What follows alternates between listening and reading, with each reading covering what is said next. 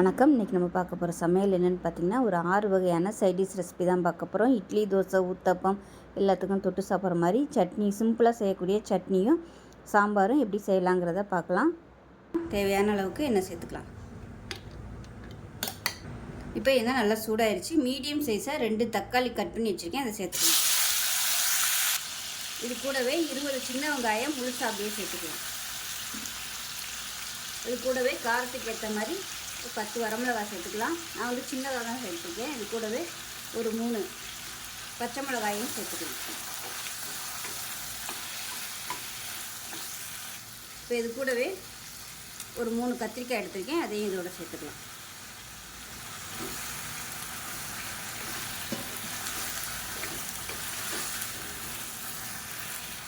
இப்போ உப்பு சேர்த்துக்கலாம். இப்போ பாருங்கள், கத்திரிக்காய், தக்காளி எல்லாமே நல்லா வதங்கிடுச்சு. இதில் ஒரு கை அளவுக்கு கொத்தமல்லி இலை சேர்த்துக்கலாம்.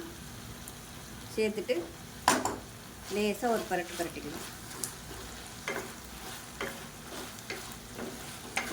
எப்பயுமே கொத்தமல்லி வந்து ரொம்ப வதக்கக்கூடாது. லேசாக அந்த இலை சுருங்குற அளவுக்கு மட்டும் வதக்குனிங்கன்னா நல்லா வாசனையாக இருக்கும். கொத்தமல்லி வாசனையோட நல்லாயிருக்கும். ஆறுனதுக்கப்புறம் நல்லா அரைச்சிக்கலாம். ரொம்ப நைஸாக அரைக்கக்கூடாது, கொஞ்சம் அப்படியே திரியாக இருக்கிற மாதிரி அரைச்சிக்கலாம். இப்போ பாருங்கள், சட்னி வந்து நல்லா அரைச்சாச்சு. பார்க்கையிலே தெரியும் உங்களுக்கு, கொஞ்சம் அப்படியே நரன்னு இருக்கணும், ரொம்ப நைஸாக அரைக்கக்கூடாது. இப்போ எப்பயும் போல் கடுகு, உளுந்து, கருவேப்பிலை, பெருங்காயம் தாளிச்சதை கொட்டிக்கலாம். ஒரு சூப்பரான சட்னி ரெடி ஆயிடுச்சு. அவ்வளோதான், அருமையான சட்னி ரெடி ஆயிடுச்சு. எப்பயும் போல் வெறும் தக்காளி சட்னியாக செய்யாமல் இது மாதிரி கத்திரிக்காயை போட்டு செஞ்சு பாருங்கள். உடம்புக்கும் நல்லா ஹெல்த்தியாகவும் இருக்கும், டேஸ்ட்டாகவும் இருக்கும், வித்தியாசமாகவும் இருக்கும். ஸோ இந்த வீடியோ பிடிச்சிச்சின்னா லைக் பண்ணுங்கள், கமெண்ட் பண்ணுங்கள், சேனலை சப்ஸ்கிரைப் பண்ணுங்கள், பக்கத்தில் பெல் பட்டனை ப்ரெஸ் பண்ணுங்கள். நன்றி. இப்போ ஒரு கடாயை எடுத்துக்கலாம்.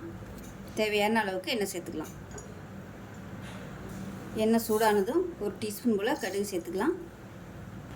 கடுகு பொரிய ஆரம்பிக்கவும் மீடியம் சைஸாக ஒரு பெரிய வெங்காயம் கட் பண்ணதை சேர்த்துக்கலாம். இப்போ இதில் சின்னதாக ஒரு 6 வரமிளகா, 3 பச்சை மிளகா சேர்த்துக்கலாம். உங்கள் காரத்துக்கு தகுந்த மாதிரி சேர்த்துக்கோங்க. இது கூடவே ஒரு 5-6 பல் பூண்டு சேர்த்துக்கலாம்.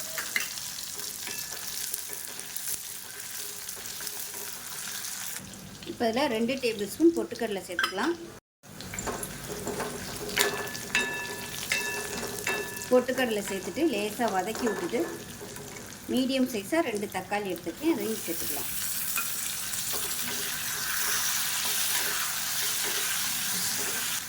உப்பு தேவையான அளவுக்கு சேர்த்துக்கலாம். இப்போ பாருங்கள், தக்காளி நல்லா வதங்கிடுச்சு. இதில் ஒரு கைப்பிடி அளவுக்கு கொத்தமல்லி இலை சேர்த்துட்டு லேசாக வதக்கி விட்டுக்கலாம். ரொம்ப வதக்க வேணாம். கொத்தமல்லியோட வாசனை போயிடும், அதனால் லேசாக வதக்கி விட்டுட்டு கமத்திடலாம். இந்த அளவுக்கு வதங்கினா போதும். கமத்திடலாம். ஆறுனதுக்கப்புறமா அரைச்சிட்டு பார்க்கலாம். இப்போ பாருங்கள், நல்லா அரைச்சிட்டு வந்தாச்சு. ஒரு பவுலில் சேர்த்துக்கலாம். இந்த சட்னி வந்து தாளிக்கணும்னு அவசியம் இல்லை, உங்களுக்கு விருப்பப்பட்டால் நீங்கள் தாளிச்சுக்கலாம். அவ்வளோதான், அருமையான சட்னி ரெடி ஆயிடுச்சு. அந்த மல்லி இலை வாசனையோட சூப்பராக இருக்கும். செஞ்சு பாருங்கள். செஞ்சு பார்த்துட்டு எப்படி வந்துச்சுங்கிறத சொல்லுங்கள். வீடியோ பிடிச்சிச்சுன்னா லைக் பண்ணுங்கள், கமெண்ட் பண்ணுங்கள், சேனலை சப்ஸ்கிரைப் பண்ணுங்கள், பக்கத்தில் பெல் பட்டனையும் ப்ரெஸ் பண்ணுங்கள். நன்றி. ஒரு மிக்ஸி ஜார் எடுத்துக்கலாம். ஏதாவது ஒரு கப் கலந்து இப்போ ஒரு மிக்ஸி ஜார் எடுத்துக்கலாம். 1/2 கப் அளவுக்கு பொட்டுக்கடலை சேர்த்துக்கலாம். அதே கப்பில் 1/4 கப் அளவுக்கு துருவன தேங்காய் சேர்த்துக்கலாம். காரத்துக்கு தேவையான அளவு பச்சை மிளகா, நான் வந்து ஒரு 5 பச்சை மிளகா எடுத்திருக்கேன். இது கூடவே 2 பல் பூண்டு, ஒரு சின்ன துண்டு இஞ்சி சேர்த்துக்கலாம். இது கூடவே கொஞ்சமாக கொத்தமல்லி இலை, ஒரு 4-5 இலை புதினா, அதே போல் ஒரு 4-5 இலை கருவேப்பிலை. தேவையான அளவுக்கு உப்பு சேர்த்துக்கலாம். தண்ணி சேர்த்து நல்லா நைஸாக அரைச்சிட்டு பார்க்கலாம். இப்போ பாருங்கள், சட்னி நல்லா அரைச்சாச்சு. நான் வந்து கொஞ்சம் கெட்டியாக தான் வச்சுருக்கேன், இன்னும் தண்ணி வேணும்னா நீங்கள் ஊற்றிக்கலாம். இப்போ இதில் எப்பயும் போல் கடுகு, உளுந்து, கருவேப்பிலை, வரமிளகா போட்டு தாளிச்சுட்டு கொட்டிடுங்க. அவ்வளோதான், டேஸ்ட்டு சூப்பராக இருக்கும். எப்பயும் போல் பண்ணாமல் கொஞ்சம் டிஃப்ரெண்ட்டாக தேங்காய் சட்னியில் வந்து புதினா சேர்த்து அரைச்சி பாருங்கள், நல்லாயிருக்கும். ஸோ இந்த வீடியோ பிடிச்சிச்சுன்னா லைக் பண்ணுங்கள், கமெண்ட் பண்ணுங்கள், சேனலை சப்ஸ்கிரைப் பண்ணுங்கள், பக்கத்தில் பெல் பட்டனையும் ப்ரெஸ் பண்ணுங்கள். நன்றி. ஒரு குக்கர் எடுத்துக்கலாம். இதில் வந்து 3 தக்காளி சேர்த்துக்கலாம். நல்லா 4ஆக கட் பண்ணிவிட்டு சேர்த்துக்கோங்க. இது கூடவே ஒரு 4 வரமிளகாய், ஒரு 4 பல் பூண்டு சேர்த்துக்கலாம். இப்போ தண்ணி ஊற்றி நல்லா ஒரு 3 விசில் விட்டுட்டு பார்க்கலாம். இப்போ ஒரு மிக்ஸி ஜார் எடுத்துக்கலாம். 1/4 கப் அளவுக்கு துருவன தேங்காய் சேர்த்துக்கலாம். இது கூடவே ஒரு பச்சை மிளகாய் சேர்த்துக்கலாம். 1 டீஸ்பூன் போல் தனியாத்தூள் சேர்த்துக்கலாம். 1 டீஸ்பூன் மிளகாத்தூள், 1/4 டீஸ்பூன் மஞ்சத்தூள். இப்போ இதில் வேக வச்சு வச்சுருக்க அந்த தக்காளி, பூண்டு, வரமிளகாய் இது எல்லாத்தையும் சேர்த்துக்கலாம். தோல் எடுத்துட்டும் சேர்க்கலாம், தோல் எடுக்காமே சேர்க்கலாம். தண்ணியை வந்து தனியாக எடுத்து வச்சுருங்க. இப்போ வந்து நல்லா அரைச்சிட்டு பார்க்கலாம். இப்போ பாருங்கள், நல்லா நைஸாக அரைச்சாச்சு, தனியாக இருக்கட்டும். இப்போ ஒரு கடாயை எடுத்துக்கலாம். நம்ம அரைச்சி வச்சு இந்த பேஸ்ட்டை அதில் சேர்த்துக்கலாம். இப்போ மிக்ஸி அலசிட்டு இந்த தண்ணியை சேர்த்துக்கலாம். இப்போ நல்லா கொதிக்கட்டும். திக்னஸ் பார்த்துக்கோங்க. பார்த்துக்கிட்டு தேவைப்பட்டால் தண்ணி ஊற்றிக்கலாம். சாதத்துக்குன்னு வைக்கும்போது கொஞ்சம் கெட்டியாக வச்சுக்கோங்க. இட்லி தோசைக்குன்னா இந்த மாதிரி வச்சுக்கலாம். இப்போ இதில் 1/4 டீஸ்பூன் போல் கல்லுப்பு சேர்த்துக்கலாம். இப்போ பாருங்கள், நல்லா கொதிச்சிருச்சு, லேசாக வத்தவும் ஆரம்பிச்சிருச்சு. உங்களுக்கு திக்னஸ் எவ்வளோ வேணுமோ நீங்கள் அந்த அளவுக்கு வச்சுக்கோங்க. இப்போ தேங்காய் எண்ணெயில் கடுகு, உளுந்து, வரமிளகாய், கருவேப்பிலை போட்டு தாளிச்சதை சேர்த்துக்கலாம். அவ்வளோதான். இப்போ சூப்பரான தக்காளி குழம்பு ரெடி ஆயிடுச்சு. ஸோ இட்லி, தோசை, சாதம் எல்லாத்துக்குமே சூப்பராக இருக்கும். செஞ்சு பாருங்கள். செஞ்சு பார்த்துட்டு எப்படி இருந்துச்சுங்கிறத சொல்லுங்கள். வீடியோ பிடிச்சிச்சுன்னா லைக் பண்ணுங்கள், கமெண்ட் பண்ணுங்கள், சேனலை சப்ஸ்கிரைப் பண்ணுங்கள், பக்கத்தில் பெல் பட்டனை ப்ரெஸ் பண்ணுங்கள். நன்றி. எடுத்துக்கலாம். மெஷரிங் கப்பில் 1 கப் அளவுக்கு பச்சை வேர்க்கடலை சேர்த்து நல்லா வறுத்துக்கலாம். இப்போ வேர்க்கடலை நல்லா வறுபட்டுருச்சு. இதை வேறு பிளேட்டுக்கு மாற்றிக்கலாம். இப்போ அதே கடாயில் ஒரு 2 டீஸ்பூன் எண்ணெய் விட்டுக்கலாம்.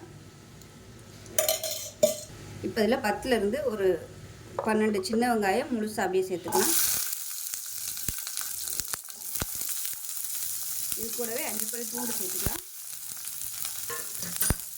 காரத்துக்கு ஏற்ற மாதிரி மிளகாய் சேர்த்துக்கலாம். நான் வந்து 10 வரமிளகாய் எடுத்துருக்கேன். சின்னதாக இருக்கிறதால 10 எடுத்துருக்கேன்.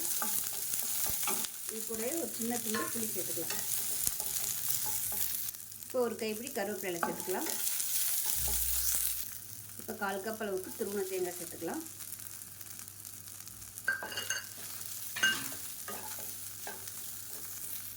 தேவையான அளவுக்கு உப்பு சேர்த்துக்கலாம். அவ்வளோதான். நல்லா வதக்கியாச்சு, அமர்த்திடலாம்.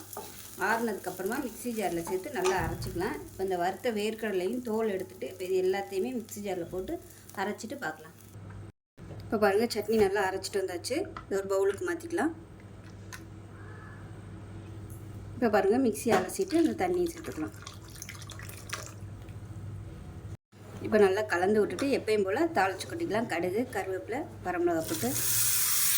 அவ்வளோதான். சூப்பரான வேர்க்கடலை வெங்காய சட்னி ரெடியாச்சு. இட்லி, தோசை, ஊத்தப்பம் எல்லாத்துக்கும் சூப்பராக இருக்கும். செஞ்சு பாருங்கள். செஞ்சு பார்த்துட்டு எப்படி இருந்துச்சுங்கிறத சொல்லுங்கள். வீடியோ பிடிச்சுன்னா லைக் பண்ணுங்கள், கமெண்ட் பண்ணுங்கள், சேனலை சப்ஸ்கிரைப் பண்ணுங்கள், பக்கத்தில் பெல் பட்டனையும் ப்ரெஸ் பண்ணுங்கள். நன்றி. ஒரு குக்கர் எடுத்துக்கலாம். மெஷரிங் கப்பில் 1/2 கப் அளவுக்கு பாசிப்பருப்பு, ஒரு 2 டேபிள் ஸ்பூன் அளவுக்கு பருப்பு எடுத்திருக்கேன். இதை வந்து குக்கரில் சேர்த்துக்கலாம். இதை நல்லா கழுவிட்டு வந்துட்டு பார்க்கலாம். இப்போ நல்லா கழுவி எடுத்துகிட்டு வந்துட்டேன். இப்போ இதில் பார்த்திங்கன்னா ஒரு கத்திரிக்காய் பொடியாக கட் பண்ணது, அதே மாதிரி கேரட் ஒரு 15 பீஸ் வர மாதிரி கேரட்டு, அதே மாதிரி 15 பீஸ் வர மாதிரி முள்ளங்கி. உங்களுக்கு எந்த விருப்பமான காய்கறிகள் எதுனாலும் நீங்கள் சேர்த்துக்கலாம். நான் வந்து இன்றைக்கி இதுதான் சேர்த்துருக்கேன். இதில் பீன்ஸ் சேர்க்குறதுனாலும் சேர்த்துக்கலாம். நீங்கள் பீன்ஸு, உருளைக்கிழங்கு கூட சேர்த்துக்கலாம். இல்லை ஒரு கையளவுக்கு வெங்காயம் சேர்த்துக்கலாம் பொடியாக கட் பண்ணதை. இது கூடவே 3 பச்சை மிளகாய் கட் பண்ணி வச்சுருக்கேன், அதையும் சேர்த்துக்கலாம். 2 தக்காளி பொடியாக கட் பண்ணதை சேர்த்துக்கலாம். மீடியம் சைஸாக 2 தக்காளி. வீட்டில் வச்சுருக்க சாம்பார் தூள் இல்லை குழம்பு தூள் எதுனாலும் சேர்த்துக்கலாம். நான் வந்து 1 டேபிள் ஸ்பூன் அளவுக்கு சேர்த்துருக்கேன். இப்போ 1/4 டேபிள் ஸ்பூன் மஞ்சள் சேர்த்துக்கலாம். இப்போ இதில் நல்ல ஒரு 4 டம்ளர் அளவுக்கு தண்ணி சேர்த்துக்கலாம். இப்போ 1 டீஸ்பூன் போல் எண்ணெய் சேர்த்துக்கலாம். சேர்த்துட்டு எல்லாத்தையும் நல்லா கலந்து விட்டுறலாம். உப்பு சேர்த்துக்கலாம் தேவையான அளவுக்கு. இப்போ குக்கரை மூடி வச்சுட்டு நல்லா ஒரு 5 விசில் வர்ற மாதிரி வச்சுட்டு விசில்லாம் போனதுக்கப்புறம் பார்க்கலாம். இப்போ பாருங்கள், விசில் விட்டு ஸ்டீம்லாம் நல்லா இறங்கிருச்சு. இப்போ இந்த மாதிரி தான் இருக்கும். இதை வந்து ஒரு மேஷர் வச்சு நல்லா மசிச்சு விட்டுக்கலாம் எல்லாத்தையும். இப்போ கேஸ் ஆன் பண்ணிக்கலாம். ஆன் பண்ணிவிட்டு இப்போ தண்ணி சேர்த்துக்கலாம். தண்ணி வந்து நல்லா சூடான தண்ணியாக சேர்த்துக்கோங்க. இப்போ இதை கலந்து விட்டுக்கலாம். கலந்து விட்டுட்டு நல்லா ஒரு 2லேருந்து ஒரு 3 நிமிஷம் நல்லா கொதிக்கட்டும். காய்கறிகள் வந்து ரொம்ப மேஷ் பண்ண வேணாம், 1 2 அங்கங்கே இருக்கட்டும். அப்போ தான் நல்லாயிருக்கும். உப்பு கம்மியாக இருக்குது, கொஞ்சமாக உப்பு சேர்த்துக்கலாம். இப்போ பாருங்கள், சாம்பார் நல்லா கொதிச்சிருச்சு. இப்போ எப்பயும் போல் தாளிப்பு சேர்த்துக்கலாம். கடுகு, உளுந்து, சீரகம், வரமிளகாய், பெருங்காயம், கருவேப்பிலை போட்டு தாளித்து தான் சேர்த்துக்கலாம். சூப்பரான டிஃபன் சாம்பார் ரெடி ஆயிடுச்சு. இட்லிக்கு ஊற வச்சு சாப்பிட்டிங்கன்னா டேஸ்ட் நல்லா அட்டகாசமாக இருக்கும். செஞ்சு பாருங்கள். செஞ்சு பார்த்துட்டு எப்படி இருந்துச்சுங்கிறத சொல்லுங்கள். வீடியோ பிடிச்சிச்சின்னா லைக் பண்ணுங்கள், கமெண்ட் பண்ணுங்கள், சேனலை சப்ஸ்கிரைப் பண்ணுங்கள், பக்கத்தில் பெல் பட்டனையும் ப்ரெஸ் பண்ணுங்கள். நன்றி.